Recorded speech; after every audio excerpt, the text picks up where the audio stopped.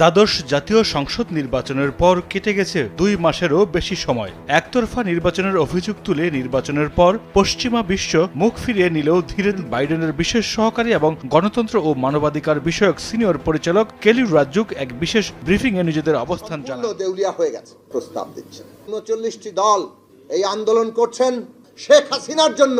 ইতিহাসের নিয়ম বদলে যাবে না।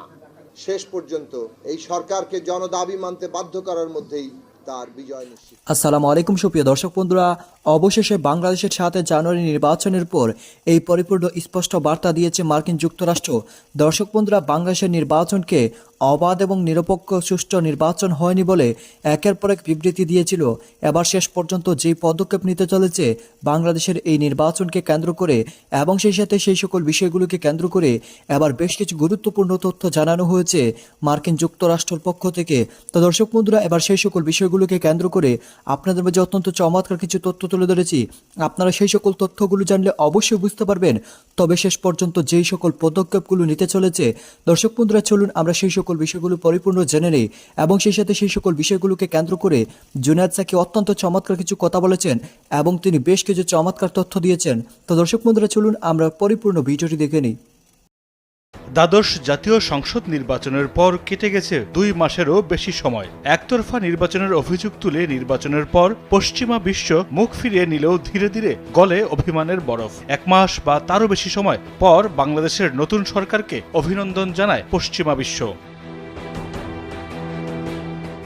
নির্বাচনের আগ থেকে সরকারকে নানামুখী চাপে রাখলেও নির্বাচন ঘনিয়ে আসলে অদৃশ্য কারণে চুপসে যায় মার্কিন যুক্তরাষ্ট্র। নির্বাচন প্রসঙ্গে নীরব থাকলেও অবশেষে নীরবতা ভেঙে বাংলাদেশ নিয়ে আবারও মুখ খুলল আমেরিকা। স্টারটেকের 17 বছর পূর্তিতে প্রযুক্তিপণ্য কিনলেই পাচ্ছেন ল্যাপটপ, ডেস্কটপ, মনিটর সহ আকর্ষণীয় সব পুরস্কার। বিস্তারিত startek.com.bd তে। নির্বাচন নিয়ে ফের নিজেদের অবস্থান পরিষ্কার করেছে যুক্তরাষ্ট্র। দেশটির জাতীয় নিরাপত্তা কাউন্সিলে সংযুক্ত প্রেসিডেন্ট বাইডেনের বিশেষ সহকারী এবং গণতন্ত্র ও মানবাধিকার বিষয়ক সিনিয়র পরিচালক কেলি রাজ্জুক এক বিশেষ ব্রিফিংয়ে নিজেদের অবস্থান জানান। বুধবার ওয়াশিংটনের ফরেন প্রেস সেন্টারে দক্ষিণ কোরিয়ায় অনুষ্ঠেয় 3য় গণতন্ত্র সম্মেলনের প্রাক পর্যালোচনা উপলক্ষে আয়োজিত এক বিশেষ ব্রিফিংয়ে কেলি রাজ্জুক বলেন, বাংলাদেশের নির্বাচন অবাধ বা সুষ্ঠু হয়নি। সব রাজনৈতিক দল নির্বাচনে অংশ না নেয় আমেরিকা ব্যতীত। বাংলাদেশের ক্ষমতাসীন কর্তৃপক্ষ 3য় গণতন্ত্র সম্মেলনে আমন্ত্রণ পাচ্ছে না এমন গুঞ্জন রয়েছে বলে দাবি করে এক সাংবাদিক প্রশ্ন রাখেন, বাংলাদেশে একটি অবাধ ও গ্রহণযোগ্য নির্বাচন অনুষ্ঠান আয়োজনে বাইডেন প্রশাসনের যে পদক্ষেপ গ্রহণের প্রতিশ্রুতি দিয়েছিল তা সত্ত্বেও কেন নির্বাচনের পর দৃশ্যমান কোনো পদক্ষেপ নিতে দেখা যায়নি, যেমনটি দেখা গেছে নিকারাগুয়া, নাইজেরিয়া, গুয়েতামালা কিংবা কম্বোডিয়ার মতো দেশের বেলায়। জবাবে কেলি রাজ্জুক বলেন, শীর্ষ সম্মেলনের আমন্ত্রণের বিষয়টি দেখছে আয়োজকরা। এবারের সম্মেলনের আয়োজক দক্ষিণ কোরিয়ার পক্ষ থেকে সেটি সম্পন্ন হবে, কিন্তু নির্বাচন প্রসঙ্গে মার্কিন যুক্তরাষ্ট্র অন্যান্য পর্যবেক্ষকদের সঙ্গে একমত। তিনি জানান, বাংলাদেশের নির্বাচন অবাধ বা সুষ্ঠু হয়নি, এটি পরিষ্কার। সব রাজনৈতিক দল নির্বাচনে অংশ নিতে পারেনি, এতে যুক্তরাষ্ট্র ব্যতীত। রাজনৈতিক বিরোধী দলের সদস্যদের গ্রেফতারের বিষয়েও উদ্বিগ্ন মার্কিন প্রশাসন। তবে সামনের দিকে অগ্রসর হতে একটি অবাধ এবং মুক্ত ইন্দো প্যাসিফিক অঞ্চল গড়ে তুলতে অভিন্ন লক্ষ্যে পৌঁছতে বাংলাদেশের সঙ্গে অংশীদারিত্ব নিশ্চিতে প্রতিশ্রুতিবদ্ধ যুক্তরাষ্ট্র। দুদেশের জনগণের মধ্যকার অর্থনৈতিক সম্পর্ক আরও গভীর করতে চায় মার্কিনিরা এবং এই লক্ষ্য অর্জনে বাংলাদেশ সরকারের সঙ্গে আলোচনা চালিয়ে যাবে মার্কিন যুক্তরাষ্ট্র। অপর এক প্রশ্নের জবাবে রাজ্জুক খুব স্পষ্টভাবে বলেন, প্রতিটি গণতন্ত্র আলাদা এবং গণতন্ত্রের কোনো নীল নকশা নেই। বিভিন্ন দেশের সঙ্গে মার্কিন যুক্তরাষ্ট্রের দ্বিপাক্ষিক সম্পর্কের প্রেক্ষাপটে গণতান্ত্রিক সংস্কার এবং প্রচেষ্টার কথাও তুলে ধরেন তিনি।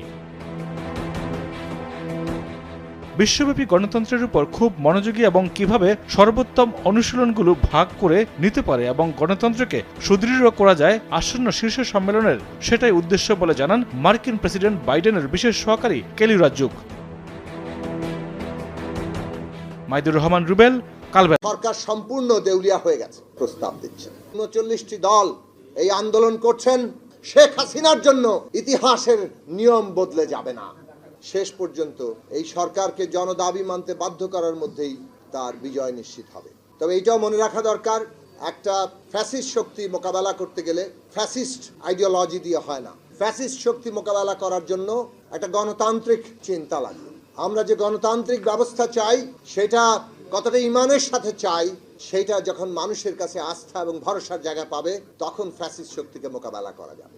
মানুষের মধ্যে যদি এইরকমটা মনোভাব থাকে যে এক ফ্যাসিবাদের বদলে আরেক ফ্যাসিবাদ আসবে, এক স্বৈরাচারীর বদলে আরেক স্বৈরাচারী আসবে, ততক্ষণ পর্যন্ত এটা মানুষের মরিয়া লড়াইয়ে পরিণত হবে না। বড় দল বড় অবয়ব থাকে, কিন্তু জনগণের মধ্যে যখন শক্তি তৈরি হয়, জনগণকে যখন একটা আন্দোলনে যুক্ত করা যায়, তখন সেই আন্দোলনের শক্তিকে কোনো ফ্যাসিস্ট শক্তি দাবাতে পারে না, দমন করতে পারে না। ইতিহাসে এটা বারবার প্রমাণিত হয়েছে।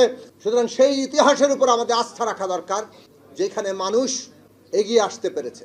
প্রশ্নটা হচ্ছে আমরা এই ফ্যাসিস্ট শক্তিকে পরাজিত করে বাংলাদেশে কি ব্যবস্থা কায়েম করব।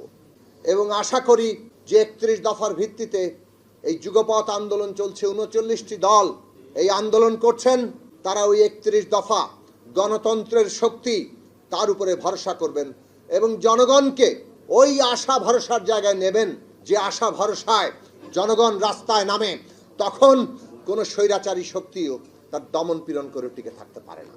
আজকে একটা সরকার সম্পূর্ণ দেউলিয়া হয়ে এবং এই সরকারের ক্ষমতা কত উদগ্রভাবে মানুষের সামনে হাজির আছে এটা আমরা সবাই দেখতে পাচ্ছি। খুলনার ডুমুরিয়া উপজেলা চেয়ারম্যান জেলা আওয়ামী লীগ নেতা এজাজ আহমেদ, তিনি একজনকে ধর্ষণ করেছেন। সেই ধর্ষিতা ক্রাইসিস সেন্টারে গিয়েছে একটা সার্টিফিকেট নেওয়ার জন্য, সেখান থেকে তাকে তুলে নিয়ে যাও, অপহরণ করে নিয়ে যাও। জাহাঙ্গীরনগর বিশ্ববিদ্যালয়ে ছাত্রলীগের লোকেরা ধর্ষণ করছে। চট্টগ্রাম বিশ্ববিদ্যালয়ে শুনলাম একজন শিক্ষক নাকি ছাত্রীকে ধর্ষণের চেষ্টা করছে। আর লালবাগে সেদিন দেখলাম পুলিশ কর্মকর্তারা একজন বডি বিল্ডারকে থানায় ধরে নিয়ে এসেছেন, তাকে ছাড়িয়ে দেবেন এই কথার জন্য, এই ছাড়িয়ে দিবেন এই রকম আশ্বাস দিয়ে তার স্ত্রীকে নানা ধরনের সুবিধা দেওয়ার, তাকে খুশি করার, তাদেরকে খুশি করার প্রস্তাব দিচ্ছে। শেষ পর্যন্ত সেগুলো না পেয়ে তাকে হত্যা করা হয়েছে, এমন নির্যাতন করা হয়েছে যাকে তিনি মৃত্যুবরণ করেছেন। নোয়াখালীর সুবর্ণচরে আবারও একজন গৃহবধূ এবং তার 12 বছরের শিশুকন্যা, তাদেরকে গণধর্ষণ করা হয়েছে। অভিযোগ ইউনিয়ন আওয়ামী লীগ নেতার দিকে। এর আগে 18 সালের নির্বাচনের পরে ওই সুবর্ণচরের এক গৃহবধূকে গণধর্ষণ করা হয়েছিল, তার রায় প্রকাশ করা হয়েছে। কিন্তু তো দর্শক বন্ধুরা, আপনারা হয়তো পুরো ভিডিওটি দেখে এবং এই সকল কথাবার্তাগুলো শুনে অবশ্যই বুঝতে পেরেছেন অবশেষে বাংলাদেশের 7 জানুয়ারি নির্বাচনকে অবৈধ বলে এবং সেই সাথে সেই নির্বাচনকে বাতিল করে পুনরায় নির্বাচনের জন্য যেই সকল বার্তাগুলো আসতে চলেছে এবং সেই সাথে জোনায়েদ সাকির পক্ষ থেকে যেই সকল কথাবার্তাগুলো শুনেছেন, সত্যি অনেক অনেক সাহসী কথা বলেছেন।